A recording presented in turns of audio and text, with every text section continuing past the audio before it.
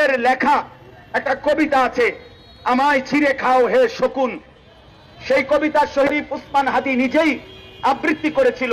সে বলেছিল যে আধিপত্যবাদের দোসররা আমার সারা দেহ ছিঁড়ে ছিঁড়ে খাও, কিন্তু আমার মাথা খাইও না, অর্থাৎ আমি মাথা বিক্রি করব না।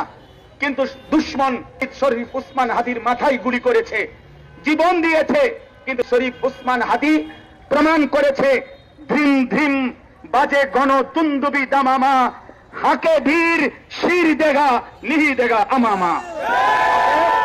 আজকে ইনশাআল্লাহ এই জমিনে আমরাও আল্লাহর কসম করে বলি, 18 কোটি জনগণের পবিত্র শিরায় 1 ফোঁটা রক্ত থাকতে আমার মাতৃভূমির 1 ইঞ্চি জমিন ভারতের বেঈমান তোরা নিতে পারবি না।